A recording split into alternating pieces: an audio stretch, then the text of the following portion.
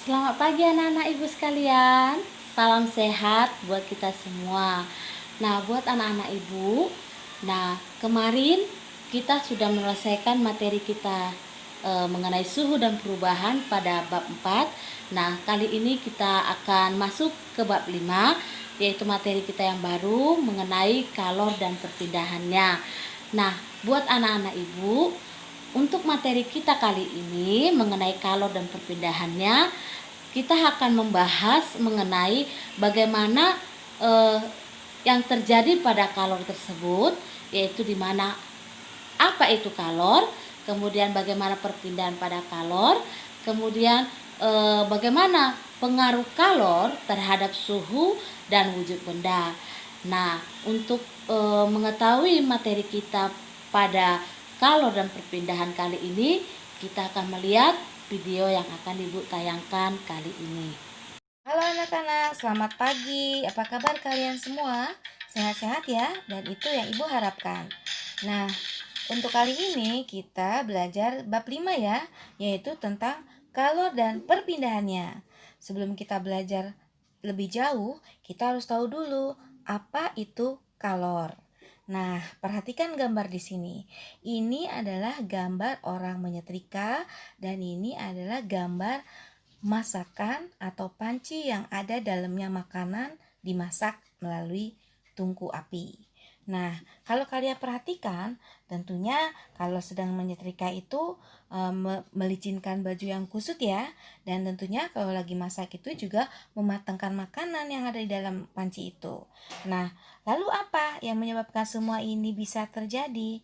Nah, di sini setrika membawa perubahan suhu pada baju, yaitu ketika kita mau menyetrika tentunya suhunya harus panas agar membuat si baju itu licin. Nah, kemudian api juga membawa suhu pada makanan yang dimasak ini sehingga membuat matang si makanan yang ada di panci itu.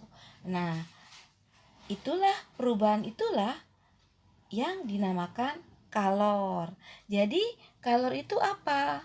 Nah, kalor adalah merupakan salah satu bentuk energi panas yang berpindah dari benda yang suhunya tinggi ke benda yang suhunya rendah. Nah, di sini 1 kalori itu adalah jumlah energi panas yang dibutuhkan untuk menaikkan suhu 1 gram air hingga naik sebesar 1 derajat Celcius. Nah, 1 kalori itu sama dengan 4,184 joule ya. Nah, tapi dibulatkan menjadi 4,2 joule. 1 kalori itu adalah satuannya adalah joule. Nah, sekarang perhatikan gambar ini. Nah, gambar ini adalah gambar orang yang sedang makan. Nah, pada saat makan, tubuh kalian mengubah sebagian makanan menjadi energi panas. Nah, energi panas yang disediakan oleh makanan diukur dalam kilokalori. Makanan itu berbentuk karbohidrat, juga protein, bahkan lemak atau bentuk lainnya. Nah, zat gizi makanan mengandung energi kimia yang dapat diubah menjadi energi panas atau bentuk lain. Nah, setiap kebutuhan yang makanan itu tentunya satuannya menggunakan kalori ya. Misalnya karbohidrat berapa kalori, protein atau protein tidak kalori ya, karbohidrat. Nah, kemudian berapa gram proteinnya, kemudian lemaknya. Nah, itu dibutuhkan dalam suatu makanan kita untuk menjadi apa? Untuk agar menjadi energi kimia yang dapat diubah menjadi energi panas ya. Jadi, zat gizi makanan mengandung energi kimia yang dapat diubah menjadi energi panas atau bentuk lain. Nah, sekarang kalau seperti itu berarti setiap makanan atau kemasan makanan dan minuman tentunya punya label.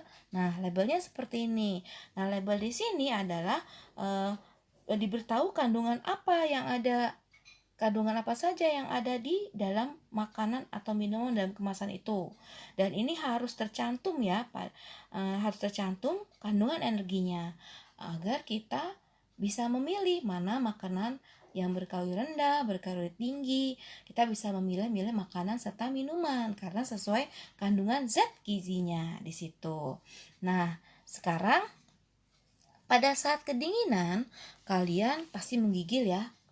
Pernah kan kalian menggigil pada saat kedinginan? Misalnya kehujanan atau ke kolam renang kelamaan.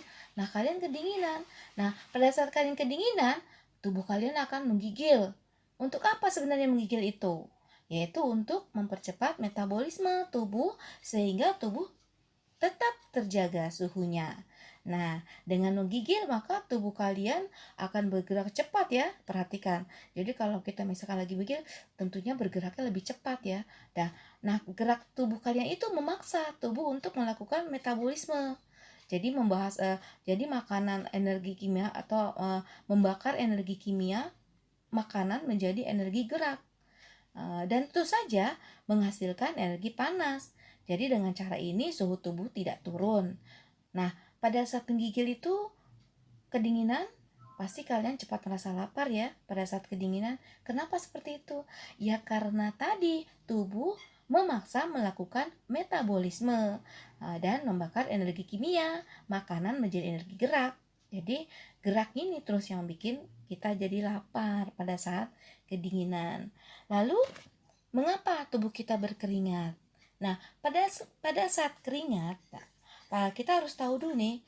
Jadi kita pada saat keringat tuh kenapa harus terjadi keringat gitu? Mengapa kita mengapa kalian tuh berkeringat? Kenapa? Nah, kita harus tahu tuh bahwa sistem tubuh manusia bekerja optimal pada suhu 36 derajat Celcius hingga 37 derajat Celcius atau 37,5 lah gitu ya derajat Celcius. Itu adalah sistem tubuh manusia bekerja secara optimal. Nah, seringkali aktivitas dan lingkungan sekitar memaksa tubuh manusia bereaksi untuk menjaga agar tubuhnya tetap optimal.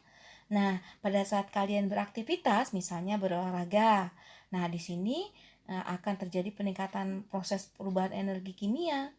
Jadi kalau kalian berolahraga, terus terjadi peningkatan proses perubahan energi kimia makanan menjadi energi gerak. Nah, proses ini menghasilkan panas yang dapat meningkatkan suhu tubuh.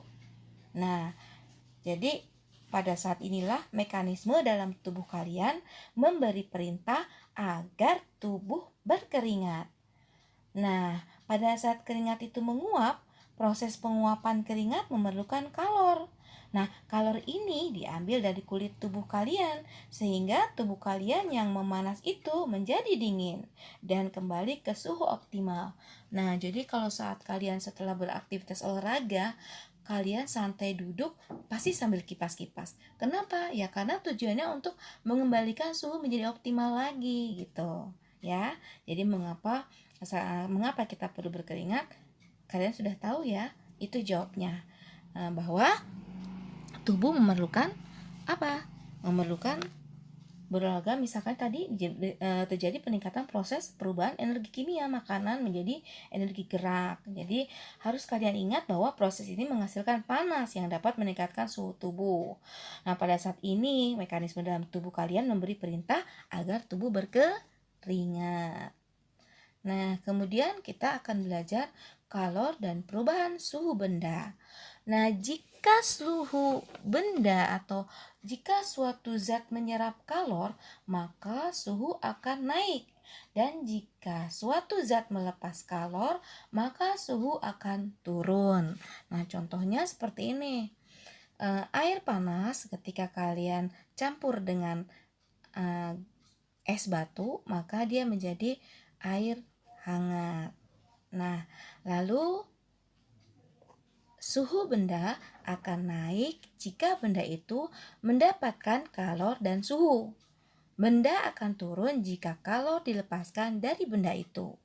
Nah, suhu benda akan turun jika kalor dilepaskan dari benda itu. Contohnya, air panas jika dibiarkan lama-kelamaan akan mendingin mendekati suhu ruang. Jadi, kalor yang diperlukan untuk menaikkan suhu benda hingga suhu tertentu dipengaruhi oleh benda dan massa benda. Nah, sekarang ada banyak nih tabel kalor jenis. Nah, jenis bendanya ada air, alkohol, es. Nah, itu punya masing-masing punya kalor jenis ya. Nah, ini adalah jenis tabel kalor jenis. Nah, kemudian bagaimana rumus kalor? Rumus kalor adalah Q sama dengan M kali C kali delta T. Nah, Q di sini adalah kalor, satuannya joule. M itu adalah massa, satuannya kilogram. C itu adalah kalor jenis yang tadi tabel ya, sesuai tabel. Nanti akan diberitahu kalau jenisnya air berapa, es berapa. Nah, itu sudah punya kalor jenisnya, sudah ada tabelnya. Kemudian delta T, perubahan suhu di mana suhu akhir dikurang suhu awal. Nah, sekarang kita penerapannya ya, contoh soalnya. Nah, di sini air bermassa 100 gram, berarti pada suhu 20 derajat Celcius dipanasi hingga suhu 80 derajat Celcius. Jika kalori jenis itu adalah 1 kalori, tentukan jumlah kalori yang diperlukan, nyatakan dalam satuan kalori. Nah, ini diketahui apa? Masanya 100. Nah, suhu awal 20, suhu air 80. Berarti delta T-nya 80 dikurang 20. Kemudian C-nya adalah 1 kalori. Nah, itu ya, itu diketahuinya. Kemudian ditanya apa? Kalori. Nah, kalor. Nah, kemudian rumusnya yang tadi, berarti Q sama dengan M kali C kali delta T. Nah, kalian tinggal masukin. Delta itu ingat ya, delta T itu adalah suhu akhir dikurangi suhu mula-mula. Terjawab kan? Q sama dengan 6000 Joule, satuan dari kalor. Nah, paham ya? Ini adalah contoh dari kalor. Kemudian kita belajar tentang kalor pada perubahan wujud benda. Nah, kalor pada perubahan wujud benda itu ini ya terjadi perubahan wujud sering diamati dalam kehidupan sehari-hari. Nah, ini adalah contoh dari kalor pada perubahan wujud. Nah, seperti mengembun itu melepas kalor, menguap itu perlu kalor, melebur itu perlu kalor, membeku itu melepas kalor, menyublim itu perlu kalor, serta menghablur itu mengkristal ya, itu melepas kalor. Nah sekarang bagaimana itu kaloritin? Nah, kaloritin itu apa ya? Tentunya ada kalor yang mengubah wujud zat. Nah, itulah disebut kalor laten. Jadi kalor laten itu adalah kalor yang mengubah wujud zat. Nah, kalor laten itu dibagi dua. Ada kalor penguapan dan kalor lebur. Nah, kalor penguapan ini rumusnya Q sama dengan M kali U. Uap ya. Nah, kalau lebur, Q sama dengan M kali L. L itu lebur. Nah, di mana Q adalah kalori yang dibutuhkan, M adalah massa, L itu adalah kalori beku, lebur, dan U adalah uap. Nah, bagaimana penerapannya? Nah, lihat sini. Berapakah kalori yang diperlukan untuk meleburkan 5 kilo air dalam keadaan beku? Jika kalori air tersebut 3,36 kali 10 pangkat 5 Joule per kilo. Nah, sekarang jawabnya adalah rumus yang tadi. Q sama dengan M kali, diketahui dulu. Diketahui M-nya 5 kilo. Lebur airnya 3,636 kali 10 pangkat 5. Ditanya Q, kemudian rumusnya Q sama dengan M kali L. Masukin 5 kilo kali 3,36 kali 10 pangkat 5. Didapatlah kalor 1,68 kali 10 pangkat 6 Joule. Nah, ini mudah ya. Ini hanya penerapan bahwa hanya memasuki rumusnya saja. Nah, kemudian untuk lebih jelasnya, kalian ini ya mengerjakan evaluasi. Berapa kalori yang dibutuhkan untuk menaikkan suhu. Nah, ini pakai rumus yang tadi. Q sama dengan M kali C kali delta T. Nah, kalau yang nomor 2, banyak kalori yang harus diserap untuk mengatur wujud geram. Nah, itu apa? Itu kalori lebur. Q sama dengan M kali L. Nah, lalu kita buat kesimpulan. Apa kesimpulannya dari semua yang kita pelajari ini tentang kalor? Yaitu makin besar kenaikan suhu benda, maka kalor yang diperlukan makin besar pula. Kemudian, makin besar massa benda, kalor yang dibutuhkan untuk menaikkan suhu makin besar pula. Nah, itu kesimpulan dari materi kali ini ya, tentang kalor. Nah, Ibu anggap kalian paham ya apa itu kalor. Nah, kemudian semoga bermanfaat ilmunya, dan Ibu harapkan kalian bisa mengerjakan tugas kalian. Kita ucapkan alhamdulillahirrabbilalamin. Ibu ucapkan juga kepada kalian semua terima kasih untuk semuanya, untuk perhatiannya pada materi ini. Kita ucapkan alhamdulillah, terima kasih semuanya.